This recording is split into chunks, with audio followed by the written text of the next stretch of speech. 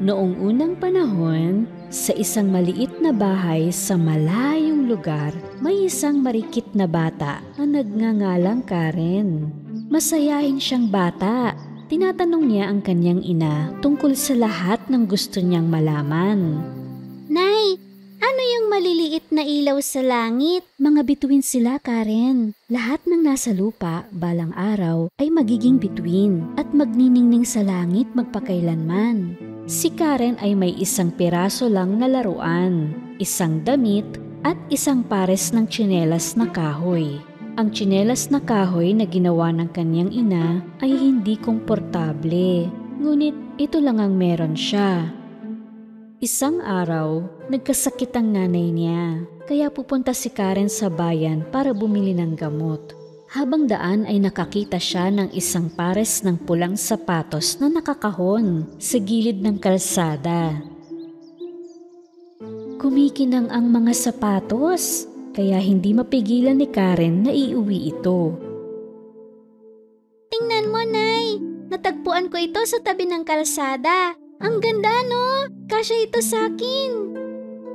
Baka pag-aari ng ibang tao yan, Karen. Dapat mong ibalik yan doon. Pero kung merong nagmamay-ari, di niya iiwan dun. Baka aksidenteng nalaglag ng may-ari. Hindi niya dapat winala. Ako ang nakapulot. Ako na ang may-ari. Akin na to. Nak, makinig kang mabuti. Hindi man kita maibili ng bagong sapatos ngayon, pero ayokong magsuot ka ng sapatos ng iba dahil lang napulot mo. Huwag nang matigas ang ulo. Ipangako mong hindi mo isusuot yan, ha? Malungkot na nangako si Karen na hindi isusuot ang pulang sapatos at itinago niya ito sa ilalim ng kama.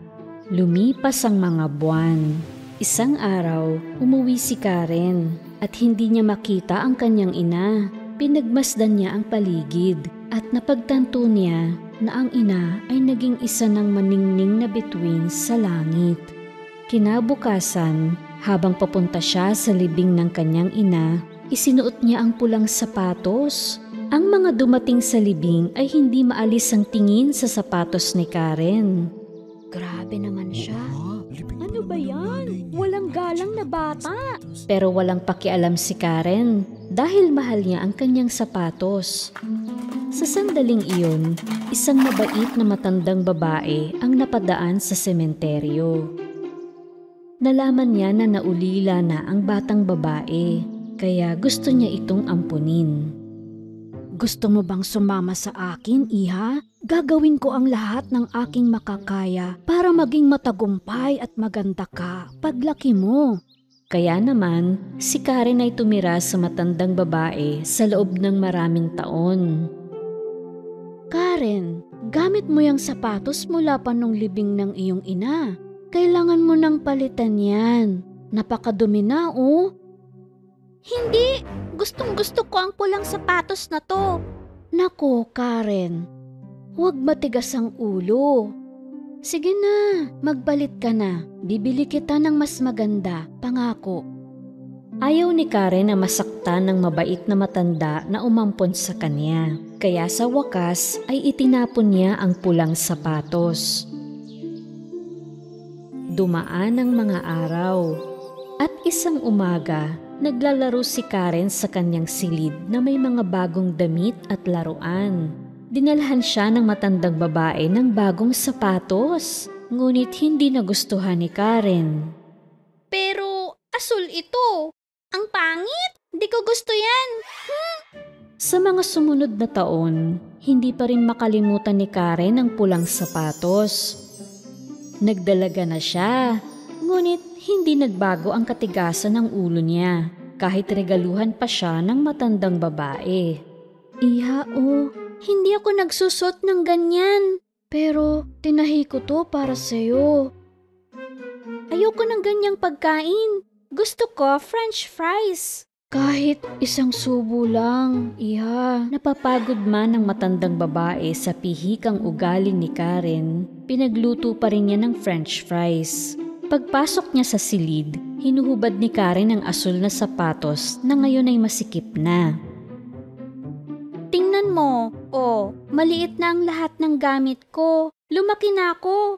Oo nga, O sige, mamili tayo ng bagong damit at sapatos. Kaya pumunta ang matandang babae at si Karen sa tindahan.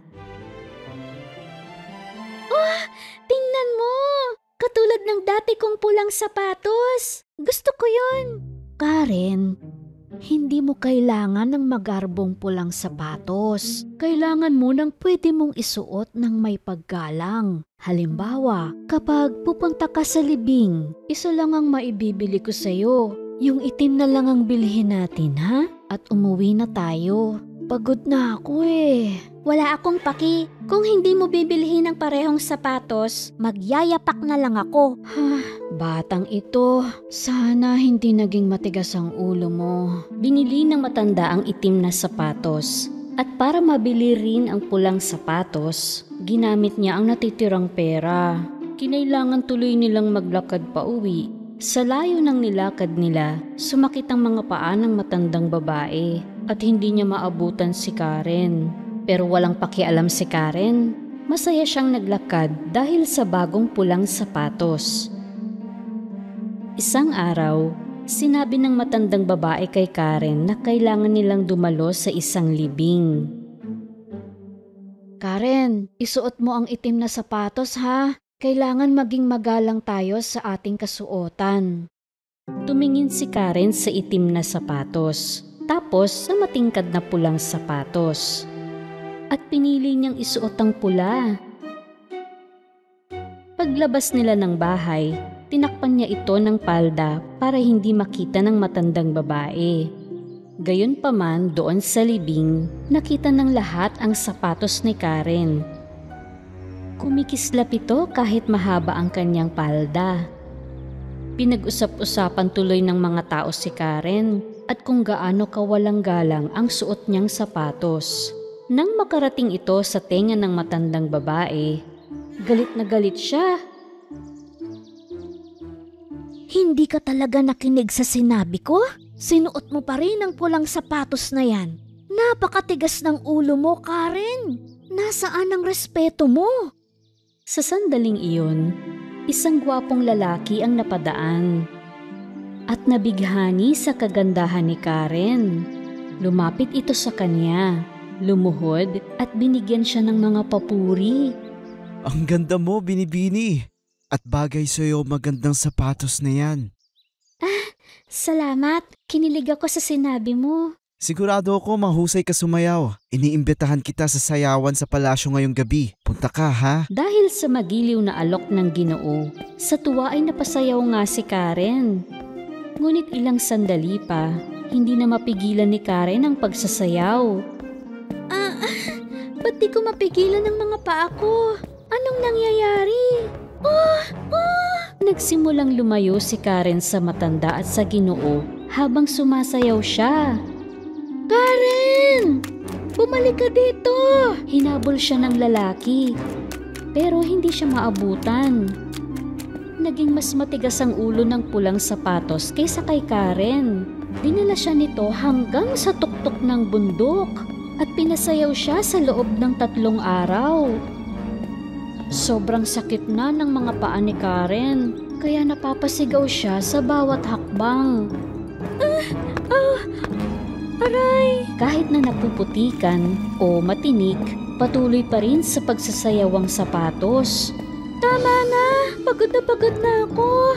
Hindi na ako magmamatigas mula ngayon. Pangako, sige na, sapatos, tumigil ka na, pakiusap. Pagkasabi niyon, kumalas ang pulang sapatos sa kanyang mga paa. At bumagsak si Karen sa lupa. Pero patuloy pa rin ang pulang sapatos sa pagsasayaw. Nakahanap si Karen ng isang kahoy na ginawa niyang saklay pauwi. Sobrang sakit ng mga paa niya. Nang sa wakas ay natanaw niya ang bahay, napaiyak siya sa tuwa. Sinalubong siya ng matandang babae at nagyakapan silang dalawa. Alam ko pong naging sutil ako. Pangako, hindi na po ako magiging ganun. Matapos itigil ni Karen ang katigasan ng ulo, ang mga bagay ay nagsimulang maging maayos. Isang araw, may kumatok sa pinto. Ito ay ang gwapong Ginoo. Magandang araw, Karen. Ang bilis mo sumayaw, di kita naabutan. Paano mo nagawa yun? Natuwa si Karen na makitang muli ang gwapong Ginoo. Iyon ang simula ng pagmamahalan nilang dalawa. Winaksin niya ang katigasan ng ulo, kaya nagkamit si Karen ng masaya at mapayapang buhay.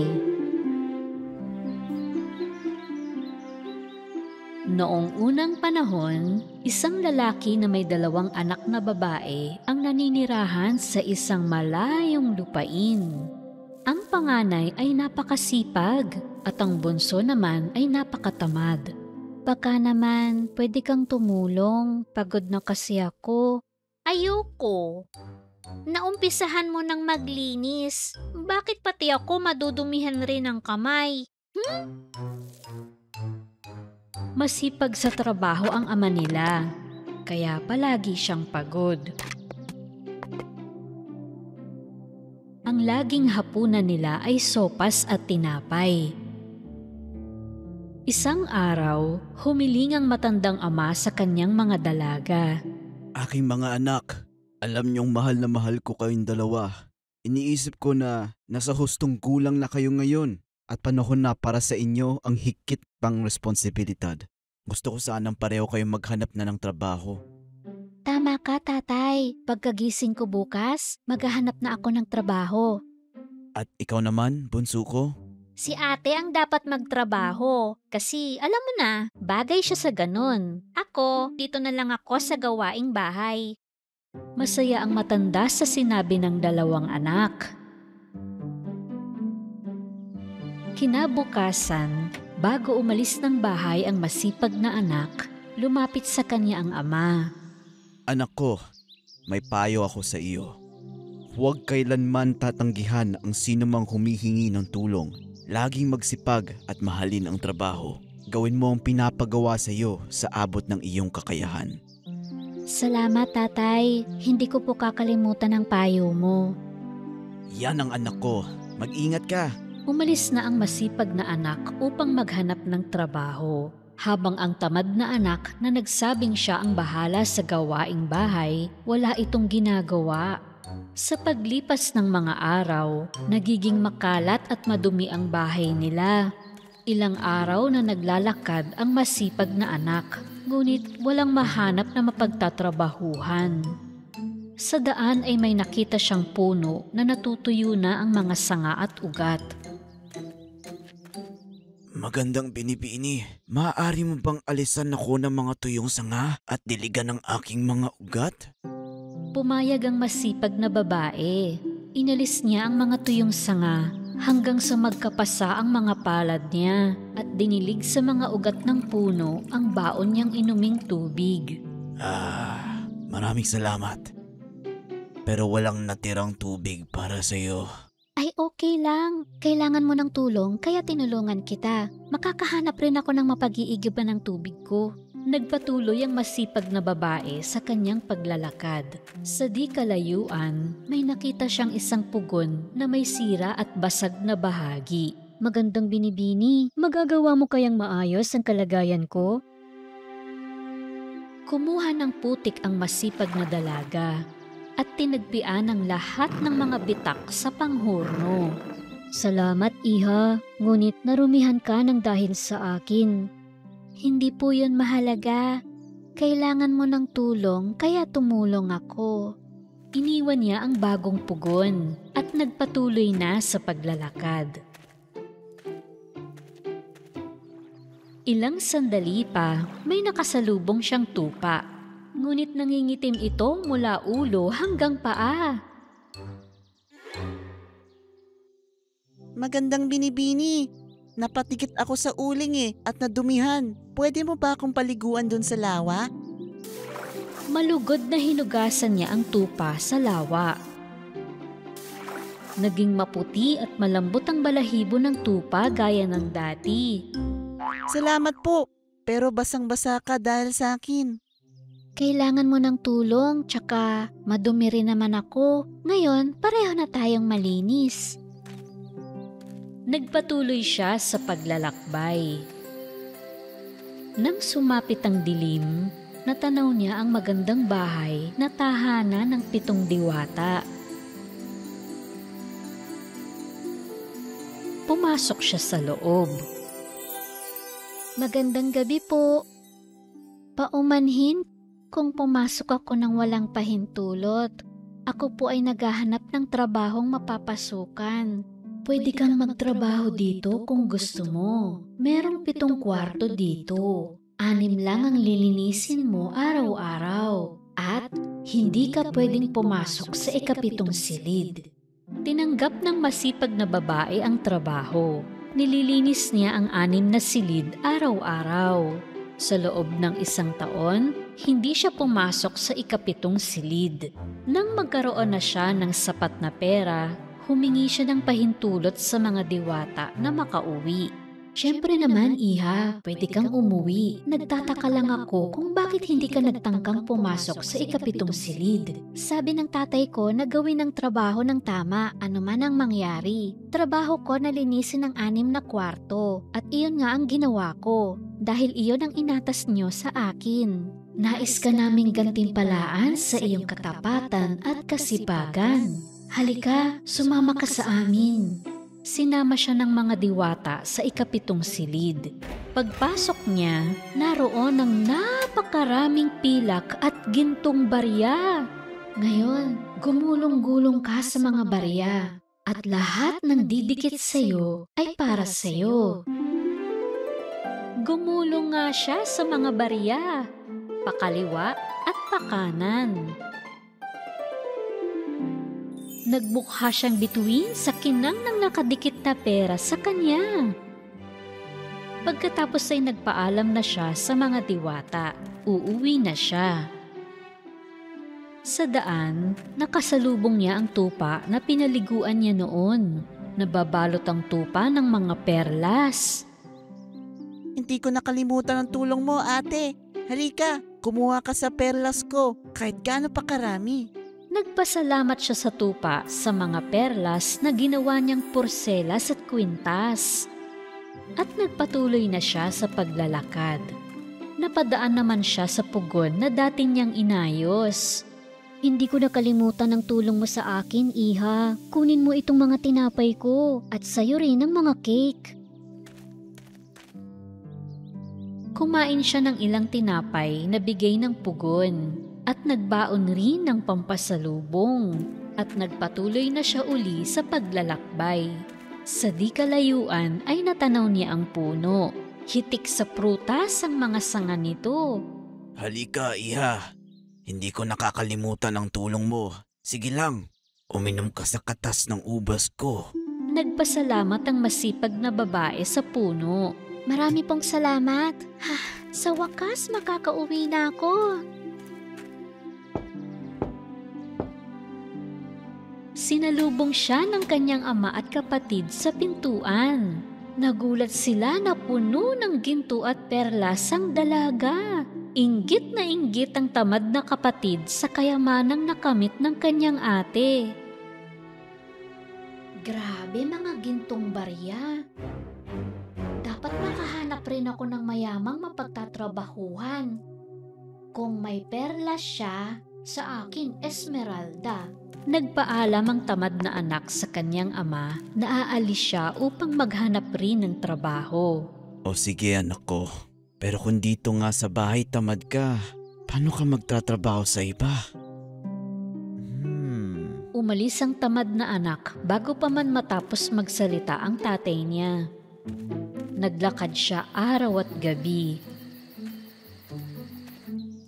Nakita rin niya ang puno na may mga tuyong sanga. Humingi ng tulong ang puno sa dalaga. Magandang binibini. Maaari mo ba ako? Hindi kita mahaharap sa tindi ng init na ito. Magugulo ang buhok ko. Paalam! Naglakad uli ang tamad na babae. Nadaanan niya ang basag at sirang pugon. Humingi rin ito ng tulong sa kanya. Masela ng mga kamay ko. Di pwedeng maputikan. Masisira ang cutics ko. Diyan ka na. Umalis ang tamad na dalaga na hindi tumulong sa pugon. Pagkatapos ay nakasalubong niya ang madungis na tupa. At nakiusap rin ito sa kanya. Ew, ang dugyot! Kadiri! Umalis ka nga sa daraanan ko! Ang dumi-dumi mo! Tumakbo siyang palayo. Anong tamad nung tupa? Maliligo lang, di pa magawa. Hindi nagtagal ay narating niya ang malaking bahay. Sinamantala ito ng tamad na dalaga at humingi ng trabaho sa 7 diwata. Hiniling ng punong diwata na manatili siya ng 1 taon at maglinis lamang sa 6 na silid. Huwag mong kalimutan, iha, hinding-hindi ka pwedeng pumasok sa 7 silid. Napilitan siyang maglinis ng 6 na silid sa loob ng maraming buwan. Ngunit isang araw, hindi niya mapigilan ang sarili na mag-usisa sa 7 silid. Pero sa halip na ginto at pilak na barya, mga bubuyog at paniki ang nasa loob. Pinagkakagat siya ng mga bubuyog. Aray! At nagkasugat-sugat ang buong katawan niya. Sa sobrang sakit ay tumakbo siya palabas ng kwarto at lumaya sa bahay na yun. Habang tumatakbo siya, nakasalubong niya ang tupa na pinandirihan niya. Nababalot ng perlas ang tupa. Gusto niyang hulihin ng tupa para makakuha ng perlas. Pero natakasan siya ng tupa. Nagpatuloy siya sa paglalakad at pagod na pagod siya. Maya-maya ay narating niya ang pugon na tinanggihan niya ng tulong. May mga tinapay doon, mainit-init at bagong luto. Gusto sana niyang bumili ng tinapay, ngunit nag-init ang pugon. Aray! At napaso ang mga kamay ng babae. Agad siyang lumayo doon. At napunta siya sa puno na hindi man lang niya pinakinggan dati. Maraming bungkus ng prutas ang mga sanga ng puno.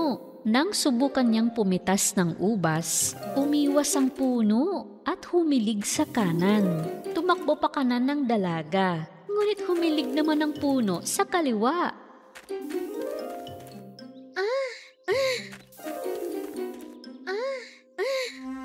Napagod na sa kakapabalik-balik, sinukuan din niya ang prutas. 2 araw pa siyang naglakad, hanggang sa nakauwi rin siya. Nakita siya ng kanyang ama at kapatid na marumi at sugatan. Labis nila itong ikinagulat. Kinwento ng tamad na anak ang nangyari sa kanya na may malaking panghihinayang. Grabe talaga! Sobrang sakit! O kapatid ko, ngayon ay naiintindihan mo na kung gaano kahalaga ang kasipagan. Tandaan, anak ko, kapag tapat at masipag ka sa buhay na ito, siguradong magagantimpalaan ka. Mula sa araw na iyon, ang bunsong anak ay hindi na naging tamad. Ang magkapatid ay nagsumikap at ginantimpalaan ng mabuti. At ang maliit na pamilyang ito ay nagkaroon ng masaya, produktibo at mapayapang pamumuhay.